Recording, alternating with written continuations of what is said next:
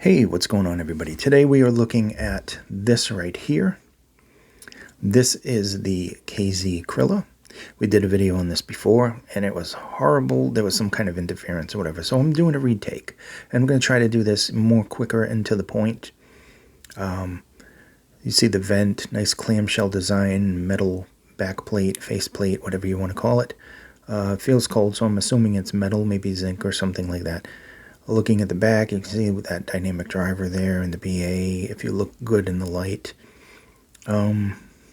Very nice. Very nice looking. Build quality, very good for this. Remember, this is $18 too. We have to keep stressing, this is $18.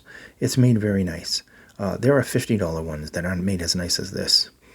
So anyway, comfort-wise, people were asking, it looks bigger than the D-Fi. No, this is actually smaller. So it will fit in your ear better. It's comfortable. You can wear this. You can wear this on the bed if you want. There's no problems there. It is comfortable. Inside the box, you get the typical silver KZ cable with the L-shaped plug. We'll get into that in the specs. You get star tips, and you get foamy tips. It does have switches, which is amazing for the price. Usually, at that price, you're going to get the non-switch version, but this does have switches. So let's talk about the KZ Krila. Comfort, very good. Isolation, very good. Build quality, excellent, especially considering the price. This has an impedance of 28 to 36 ohms, depending on the switch position. Sensitivity is 106 decibels. Frequency is 20 to 20 kilohertz. The plug type is a 3.5 millimeter plug with a 0.75 millimeter 2-pin QDC connector. Silver-plated cable, 120 centimeter length. And I don't know why I put wearing in-ear. Of course it's an in-ear, it's an IM. So let's talk about it. Let's talk about the sound.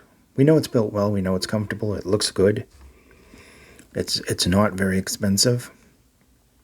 This has more of the D-Fi sound, more of the same.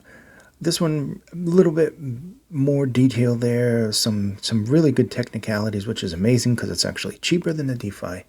And I do like the D-Fi in some ways because it does vary a little bit from this.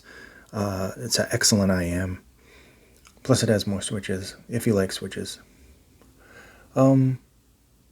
So my impressions of this are bass, responsive bass, balanced, good quality, good speed and depth, good quantity, where it doesn't overdo itself. Is it a bass cannon? Is it a bass head IM? No, definitely not. Is there very good bass there? Yes. We move on to the mids. The mids are clear. They have like a good positioning in front of instruments. Like if you're like at a live presentation, a live concert, they're just positioned well. They have a good body to them, both male and female. There's just really just ultimately some nice details there, and they're just really, really pleasant mids. Treble has some nice energy, details, sparkle. Both the bass and the treble go up with the switches. There's nothing there that ever gets really that harsh or anything else like that, depending on what you're listening to. I suppose maybe violin would be something you'd want to listen to if you're boosting everything.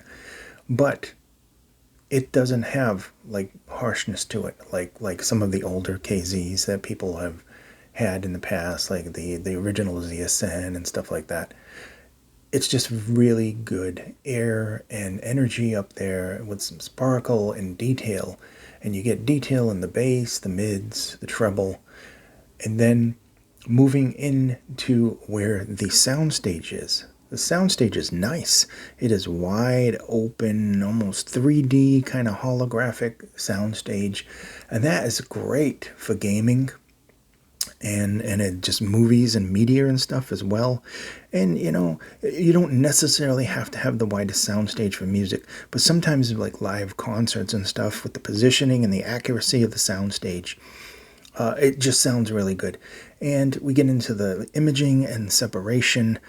Technicalities overall on this are amazing. This is just a hybrid done well. And at the price, it is amazing. My favorite KZ, probably the AS24, maybe the D-Fi. I do like the new CCA that just came out as well. But this thing is not going away anytime soon. This is in my one of my favorite. I have like a tackle box with like the cheaper IEMs, and yeah, this is in that box, and it's definitely going to be in there for a long time, with a lot of really iconic like ZVX and the ZSX and the CRN and all kinds of different ones in there, and I really do like this one. I really do like this one. For $18, you can't go wrong with this one. This is better than things a lot more expensive than it. $1,000, I don't know. I don't have $1,000 one right here. The most expensive one right now that I have is like $699. I got a whole bunch of $300 and $400 ones. This one really holds its own against a lot of different ones for 18 bucks. That's impressive. So, yeah, KZ Krila, Giant Killa. Yeah, I could see that. I can really do see that. Thank you so much for watching. Please be safe, and I will see you in the next video.